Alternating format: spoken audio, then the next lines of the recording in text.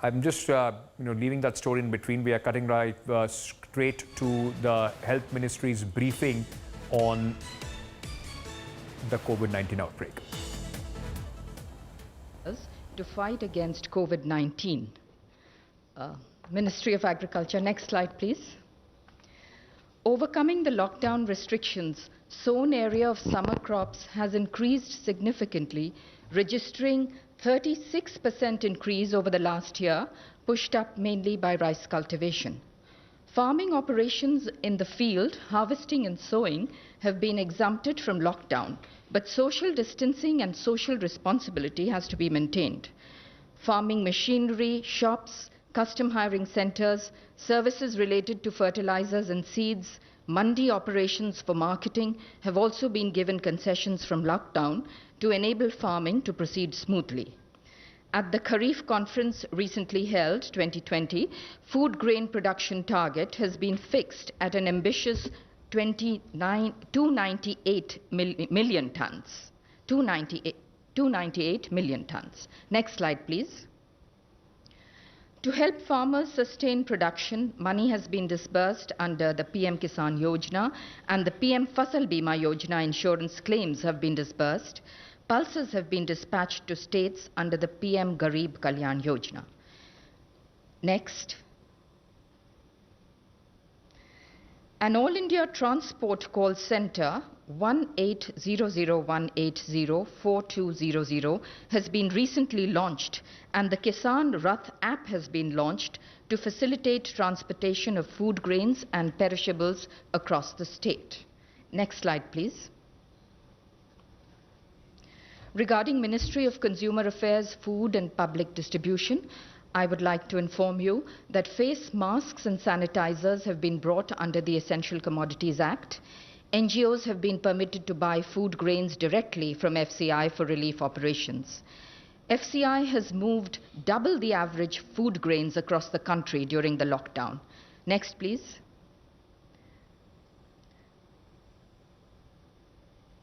Next. Ministries of Rural Development and Panchayati Raj, I would like to inform you that government has hiked the Manrega wages in the wake of COVID-19 pandemic. The average increase is ₹20. There has been a direct cash transfer to women under the Pradhan Mantri Jan Dhan Yojana account holders under PM Garib Kalyan package. The self-help group women have helped in this effort. The women self-help groups under the NRLM, the National Rural Livelihood Mission, are making protective face covers, sanitizers, soaps, and are running community kitchens in large numbers. Thank you. Thank you, Alpna. Now, the Ministry of Home Affairs, please. गृह मंत्रालय की तरफ से update है। गृह मंत्रालय निरंतर lockdown measures के एनफोर्समेंट को मॉनिटर कर रहा है। जहां भी लॉकडाउन का उल्लंघन हो रहा है, वहां राज्य सरकारों के साथ संपर्क करके उचित कार्यवाही की जा रही है।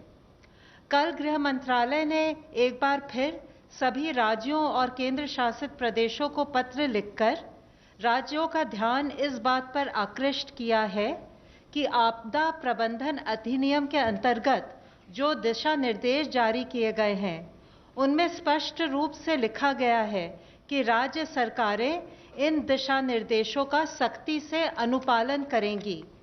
अपने लोकल एरियाज की आवश्यकता अनुसार वे ज़्यादा सख्त कदम उठा सकती हैं, परंतु दिशा निर्देशों को डाइल्यूट नहीं कर सकती, कमज़ोर नहीं कर सकती।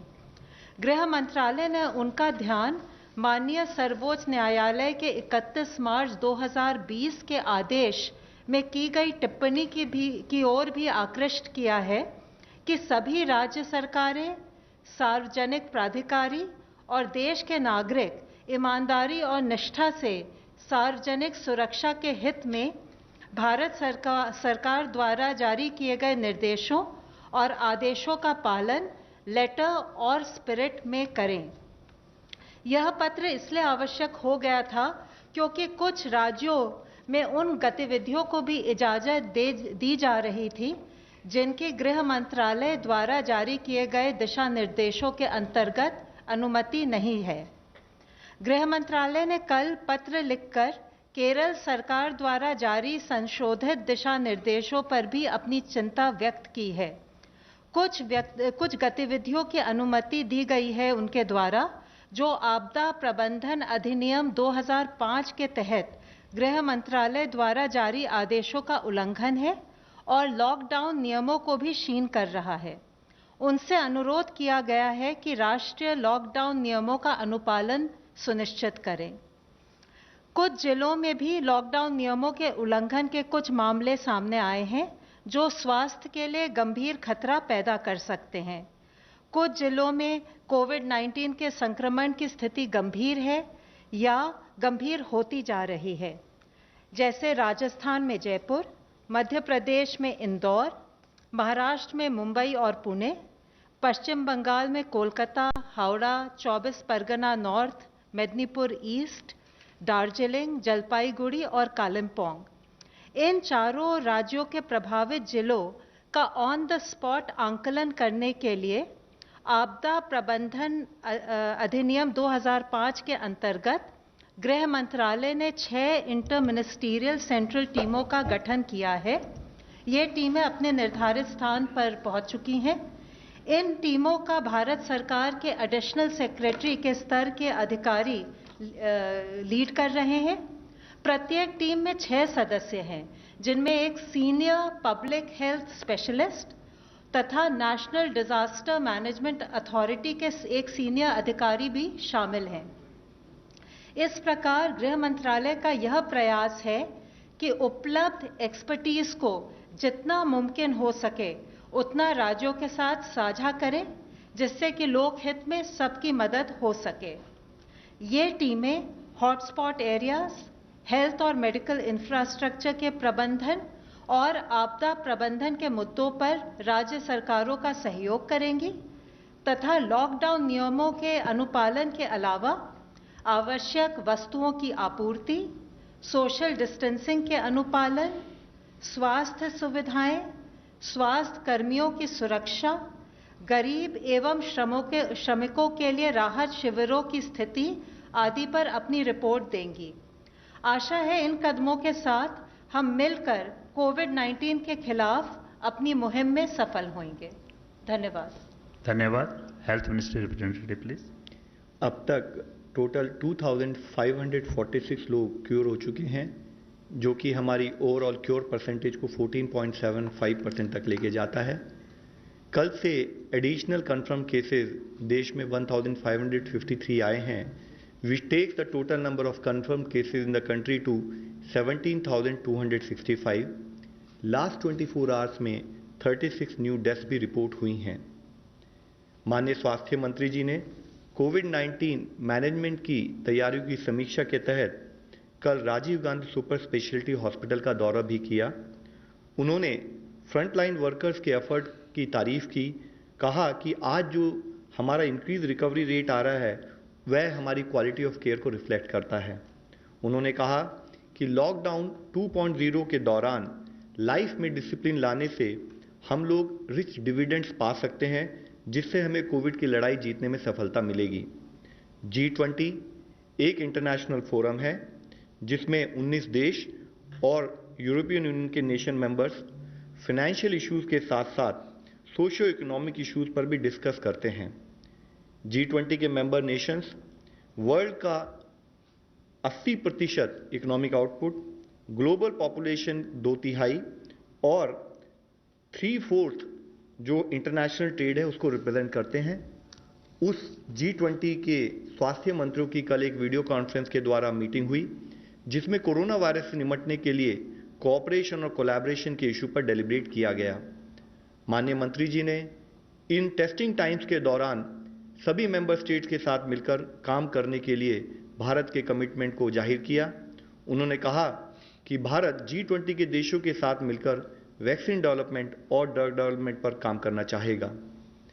इसके साथ ही गवर्नमेंट ऑफिसेज के कामकाज के लिए स्वास्थ्य मंत्रालय ने अधिकारियों को एक गाइडलाइंस के द्वारा वायरस के स्प्रेड को रोकने में संबंधित प्रिकॉशनरी मेजर की सलाह दी है, जिसमें बताया गया है कि officials reusable cloth face cover use करें, डिसइंफेक्शन प्रोटोकॉल का स्ट्रिक्ट फॉलो करें, फ्रीक्वेंटली सोप या पानी से हाथ धोएं या फिर हैंड रब या सैनिटाइजर को यूज़ करें और ऑफिशियल्स एक दूसरे के बीच में एडिक्वेट डिस्टेंस मेंटेन करें। साथ ही किसी भी जगह पर 5 से अधिक लोगों की गैदरिंग को अवॉइड करना है।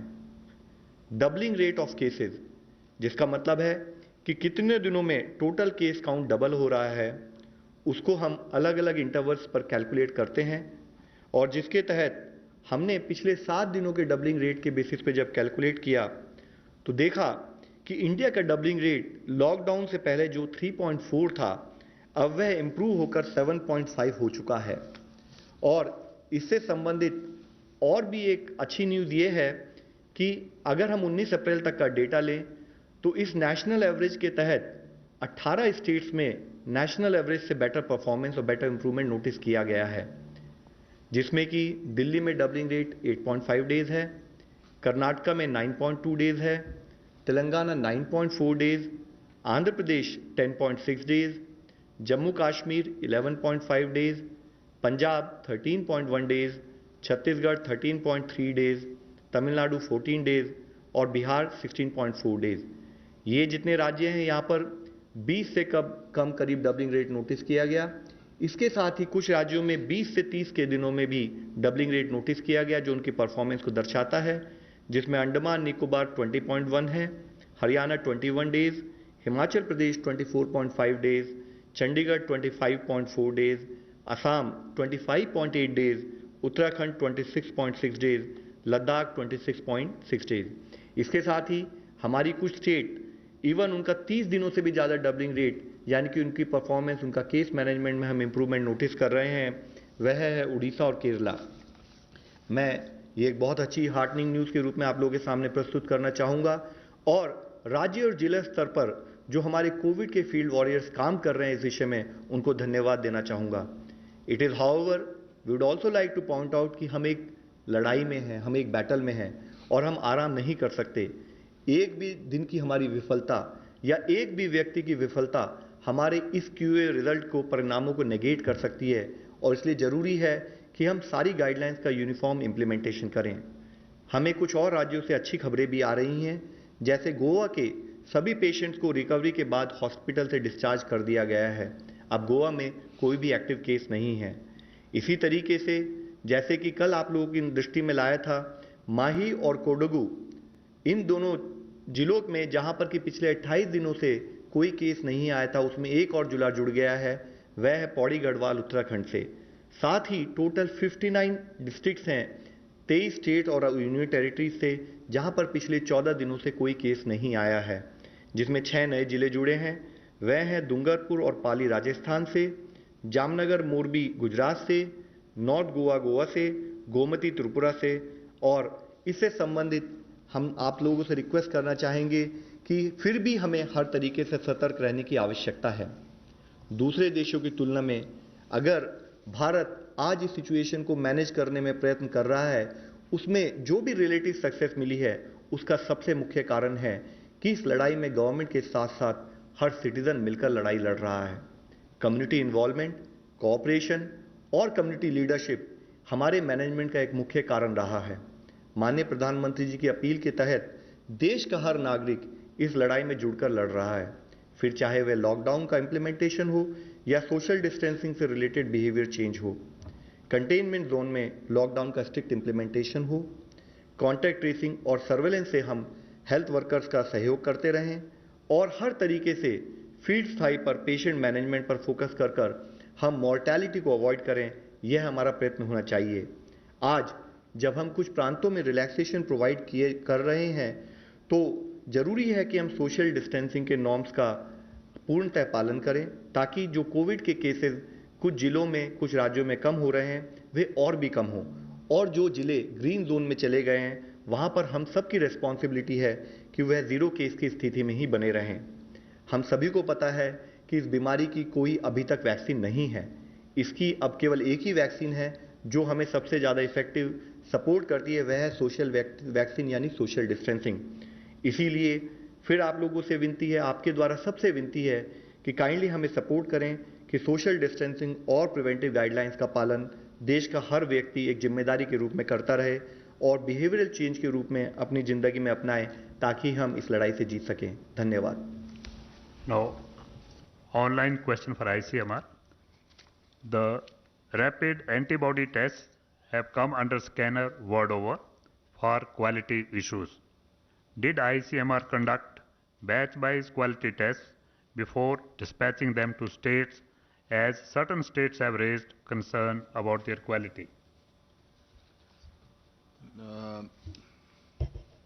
ये जो रैपिड टेस्ट हैं, जैसा मैंने बोला, सारे दुनिया में कहीं भी उसको इंडिविजुअल के डायग्नोसिस के लिए इस्तेमाल नहीं करते, क्योंकि अभी भी एक चीज़ कायम है कि इस विषाणु के खिलाफ एंटीबॉडी जो डेवलप होती है, वो एंटीबॉडी कितनी पावरफुल होगी, वो इम्यून रिस्पांस का द्योतक होगी क्या, इसका कहीं पता नहीं है। ऐसे रहते हुए भी इसका इस्तेमाल सर्वेलेंस पर्पस के लिए हो सकता है, क्योंकि सर्वेलेंस में मैंने जैसे पहले एक बार बताया था, मैं अगर ये बताना चाहता हूं कि 5%, समझ लीजिए कहीं सर्वे किया, 5% लोगों को बीमारी थी, वो अगर 4.5 भी आई और वो कंसिस्टेंट एरर, उसी ढंग से वही टेस्ट आप इस्तेमाल कर रहे हैं, उसी से भी उतनी 4.5 4.3 भी आई, कंसिस्टेंट रही वो एरर, तो उसमें एपिडेमियोलॉजिक सर्वेज में जहां हम ट्रेंड मॉनिटर कर रहे हैं उसमें ज़्यादा फर्क नहीं पड़ता है, क्योंकि वो गिनती ही कम करता है। आपको अगर उदाहरण देना है तो सादे ढंग से देता हूं, जैसे अगर वो इलेक्ट्रॉनिक वेइंग मशीन होता है और उसका कंपैरिजन हम जो बाथरूम स्केल इस्तेमाल करते हैं वजन के लिए, वो दोनों में अगर हमने देखा, इलेक्ट्रॉनिक वेइंग मशीन जो होगा उस पे एक्यूरेट आएगा, लेकिन जो बाथरूम वेइंग मशीन है उसमें एरर रहेगी। लेकिन अगर वजन देखना है तो हमको 100 ग्राम से फर्क आया क्या, इससे हमको कोई फर्क नहीं पड़ता। जब हम वजन 60-70 किलो का देख रहे हैं, वो थोड़ा कम ज़्यादा इधर उधर हुआ तो भी चल जाता है। इसकी ये तो पहली बार टेस्ट आई है हमारे यहाँ, तो एक ही बैच जो आई है तो वो सवाल तो उठेगा नहीं। ये सारी टेस्ट जो एंटीबॉडी टेस्ट आई हैं उनकी ये CE-IVD अप्रूव्ड हैं, इनको टेस्ट किया गया था कि ये उसकी जो सेंसिटिविटी स्पेसिफिसिटी क्लेम्ड है वो उसके कॉन्फिडेंस के रेंज में है क्या करके, उसमें वो ठीक पाई गई। हमको जो दूसरी एक ये मिली है कि वेस्ट बंगाल में कुछ टेस्ट जो BGI किट करके माना जाता है, RT-PCR किट, वो RT-PCR किट बराबर काम नहीं कर रहा है, ऐसे हमको एक ग्रीवेंस मिला। वो ग्रीवेंस के तरफ देखते वक्त 2-3 चीज़ें हमको याद रखना है कि ये BGI kit US FDA approved है, उसके क्वालिटी स्टैंडर्ड्स काफ़ी अच्छे हैं। सिर्फ इसमें एक प्रॉब्लम है कि ये जब किट हमको रखना है तो उसको 20 डिग्री के नीचे टेम्परेचर रहना चाहिए। 20 डिग्री के अगर ऊपर गया तो वो टेस्ट रिजल्ट्स बराबर नहीं आ सकते हैं। तो जो कंप्लेंट थी वो कंप्लेंट ये थी कि कुछ लोगों की रिपीट टेस्ट करना पड़ा, क्योंकि सारे लाइट अप नहीं हो रहे हैं, उसके साथ कंट्रोल जो रहते हैं वो। ये कब होता है, कभी कभार टेक्नीशियन जब वो काम करेगा, ज़्यादा सैंपल नहीं रहे तो उसके स्ट्रिप्स निकाल के उसको और एक बार रन करता है दूसरे टेस्ट को करने के लिए। जब वो वैसे करने जाएगा तो उसने वो कहाँ किट रखा था, वो क्या रूम टेम्परेचर पे छोड़ के उसने फिर टेस्ट करने की कोशिश की, उसके ऊपर वो आमादा होगा। लेकिन हमने वेस्ट बंगाल गवर्नमेंट को भी बताया है कि जो NIV में हम किट इस्तेमाल करते हैं वो किट तकरीबन 10,000 टेस्ट के लिए काफ़ी हैं। वो नाइसेड में है कलकत्ता में, वो हम उनको टेम्पररी वो क्राइसिस टाइड ओवर करने के लिए दे रहे हैं। Mr. Sunil Prabhu, NDTV.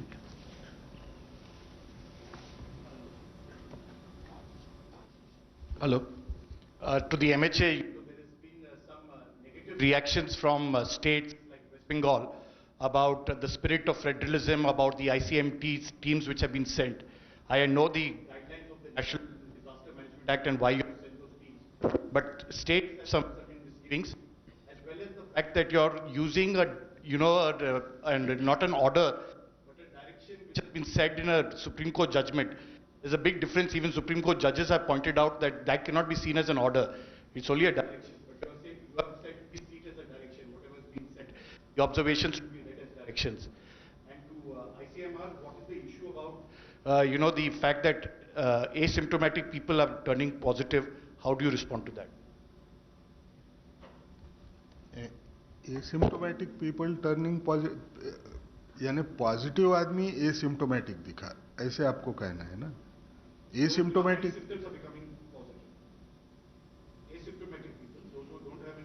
तो वो तो हमने पहले भी बहुत बार बताया है। 100 लोगों को अगर इन्फेक्शन हुआ तो उसमें से 80 लोगों को इन्फेक्शन उसमें कोई लक्षण दिखाई नहीं देता। वो दिखने को भले एसिम्टोमेटिक रहे, उसको अगर हम जांच करें तो उसकी भी टेस्ट पॉजिटिव आने का चांस रहता है। As I mentioned, that the purpose of constituting the interministerial teams is to provide support and assistance to the states in their endeavor to combat COVID-19. The teams have been very carefully constituted so that support can be provided both from health aspects, from administrative aspects, from disaster management aspects, and I'm sure the states will benefit with it. As regards what our orders say, the orders are available on the website. I would request you to read them very carefully. It's very clear what the order says. It mentions the observations of the Honorable Supreme Court, but the orders have been issued under various provisions of Section 35 of the Disaster Management Act. Thank you. Another online question.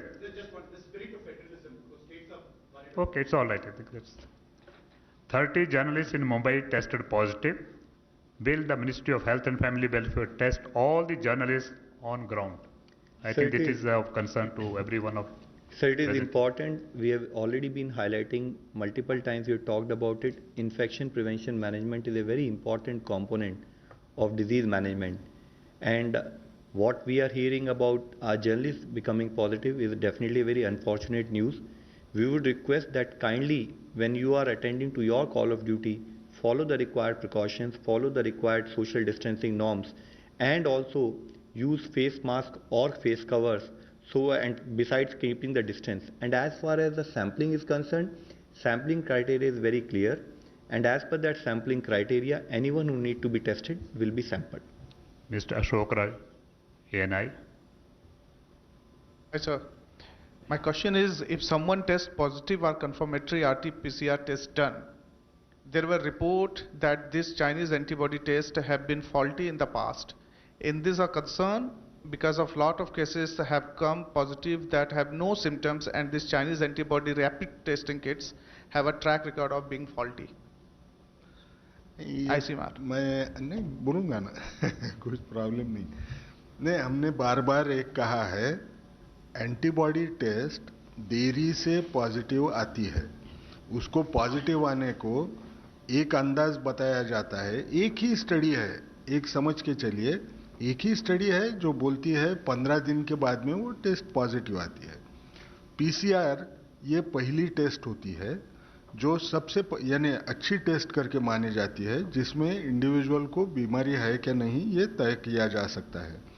वो test बहुत पहले positive आ जाती है।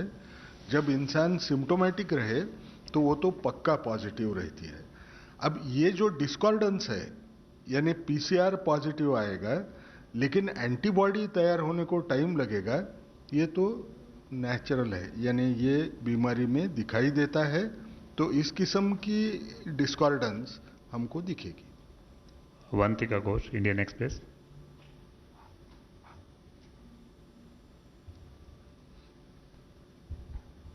Sir, I have two questions. One is for the Health Ministry and one is for ICMR. The MHA order, it says it is clear to the central government that the situation is especially serious in Kolkata, Howrah, Mednipur East, 24 Parganas North, Darjeeling, Kalimpong and Jalpaiguri districts in the state of West Bengal.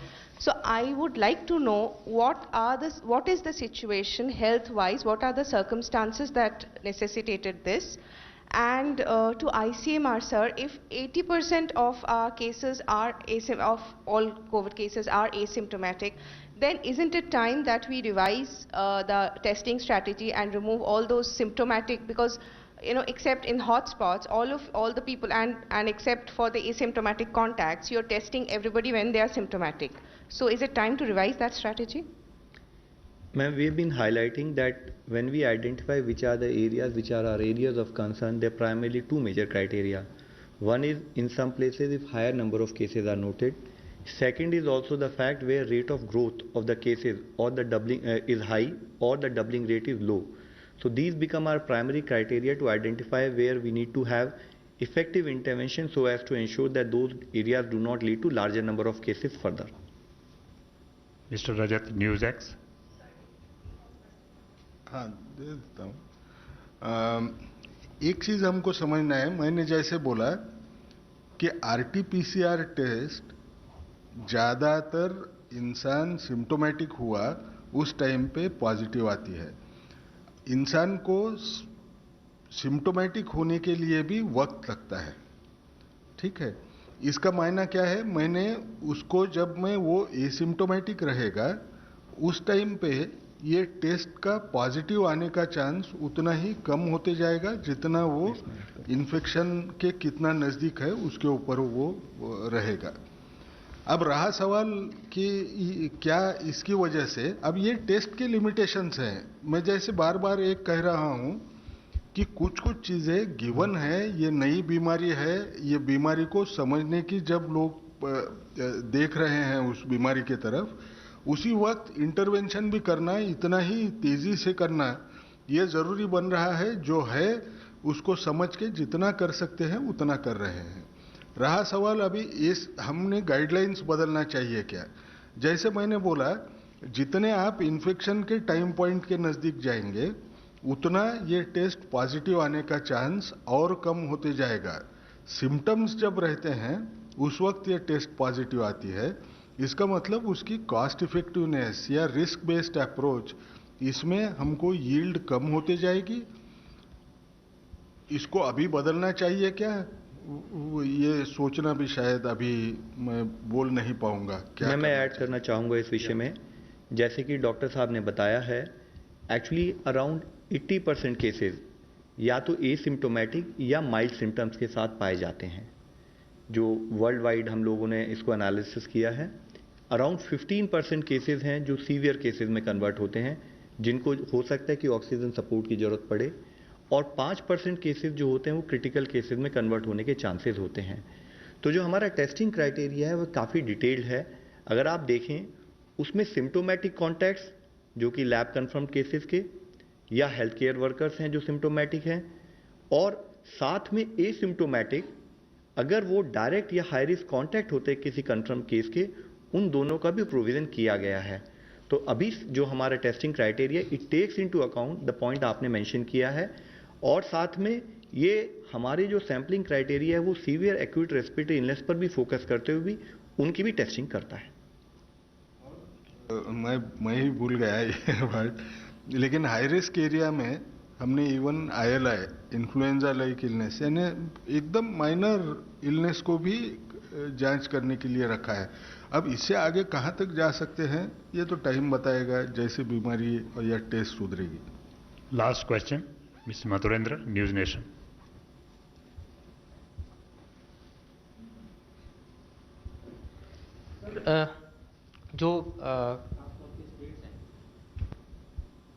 Hello,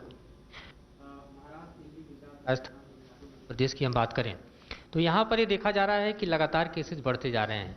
हम तबलीगी जमात की तो लगातार चर्चा करते रहे हैं कि 23% approx उनका कंट्रीब्यूशन है, लेकिन इन स्टेट्स में क्या कहेंगे, महाराष्ट्र में खासतौर पे, गुजरात, राजस्थान, तमिलनाडु में और मध्य प्रदेश में क्या रीज़न रहे कि यहाँ पर लगातार केसेस बढ़ते रहे और मेजर कॉज क्या रहा। दूसरा सवाल सर इसी उसमें मैं जानना चाहूँगा कि चूँकि 80% आप बता रहे हैं कि सिम्टोमेटिक है, कैरियर तो है और जाहिर तौर पे अननोन है लोगों के लिए कि उसमें कोई सिम्टम है, तो उस कैरियर से लोग कैसे बचेंगे। लोगों को पता ही नहीं है 80% लोग सिम्टोमेटिक हैं लेकिन वो कैरियर बने हुए हैं, उनके लिए क्या गाइडलाइन। सर जैसे आपने बताया, हम स्टेट्स के साथ कोऑर्डिनेट करते हैं, स्टेट्स के साथ डिस्कस करते हुए जहाँ पर भी केसेस आते हैं हम स्टेट के साथ डिस्कस करते हुए उसी हिसाब से स्ट्रैटेजी बना के कैसे केसेस कंट्रोल किए जाएं उस पर एफर्ट करते हैं। आपने बताया महाराष्ट्र, तो महाराष्ट्र में सेंट्रल गवर्नमेंट की 3 टीम वहाँ अभी भेजी गई हैं जो मुंबई, पुणे और ओवरऑल महाराष्ट्र में स्टेट्स के साथ कोऑर्डिनेट करके एफर्ट कर रही हैं। इसी तरह हमारी टीम्स जितने भी स्टेट्स में ज़्यादा केसेस पाए जाते हैं तो उनके साथ भेजते हुए, उनके साथ डिस्कस करते हुए कैसे स्ट्रैटेजाइज किया जाए हम उस पर काम करते हैं। इससे पहले भी हम लोगों ने कई बार इस पर डिस्कस किया है कि अगर हमारे पास केसेस आते हैं तो हम उसको 2 पार्ट में डिवाइड करते हैं, या तो हम उसे क्लस्टर मानते हैं या मल्टीपल क्लस्टर यानी कि एक लार्ज आउटब्रेक के तहत ट्रीट करते हैं। और उन जो हमारे क्लस्टर या लार्ज आउटब्रेक के हिसाब से ट्रीट करते हैं, जो हमारा प्रोटोकॉल होता है वो स्टेट के साथ डिस्कस करके, फील्ड एडमिनिस्ट्रेशन के साथ डिस्कस करके उसको कंटेनमेंट के एफर्ट्स किए जाते हैं। और जो इशू आपने बताया, वाइल डॉक्टर गंगा खेड़कर साहब will further this thing in that, मैंने इससे भी पहले आपको बताया कि 80% केसेस एसिम्प्टोमेटिक नहीं होते, 80% केसेस एसिम्प्टोमेटिक और माइल्ड सिम्टम्स के साथ होते हैं, तो हम उनको ट्रैक कर सकते हैं। और रही बात इसकी कि कैसे हम उन लोगों से बचें, तो इसमें इशू ये होता है कि जब आप एक केस को एनालाइज करते हैं तो आप देखते हैं उसकी कोई कॉन्टैक्ट हिस्ट्री या कोई ट्रैवल हिस्ट्री तो नहीं है, और उसके बेसिस पे साथ में उसके क्या जो डिजीज के सिम्टम्स हैं या उसके contact history, you can always make a clinical assessment कि आपको किसकी टेस्टिंग करनी है और किसको होम क्वारंटाइन या फैसिलिटी क्वारंटाइन सजेस्ट करना है। Thank you friends, thank you very much. इसमें सिर्फ 2 लाइन ऐड करता हूं जो लव अग्रवाल साहब ने आपको बताई। हर पॉजिटिव इंसान को हम आइसोलेट करने का तो बोलते हैं, सिम्टोमेटिक होगा एडमिट करना है तो एडमिट करने की बात करते हैं, ये स्टैंडर्ड अप्रोच होता है। हाँ, कोई इन्फेक्शियस डिसीज जो रेस्पिरेटरी मोड में का है, अगर ट्रांसमिशन होने का चांस है तो उसको अलग से करो। लेकिन जब हमको एसिम्प्टोमेटिक लोग दिखते हैं तो हमको दूसरा रास्ता क्या होएगा, सब लोगों को जो उसके कांटेक्ट होंगे उनको या तो हम होम बेस्ड आइसोलेशन करें, नहीं हमको अगर पूरे लोग मालूम नहीं है तो हम जैसे आज हम बोल रहे हैं हर इंसान को बोलें कि आप फिजिकल डिस्टेंस सेफ रखो, जहां तक हो सके लॉकडाउन पालो। इसमें क्या एक अंदाज आ रहा है कि जो भी होगा, सिम्टोमेटिक होगा या एसिम्टोमेटिक होगा, वो एक दूसरे से वो इतने नजदीक नहीं आए जिससे ये ट्रांसमिशन हो पाए। Thank you very much friends.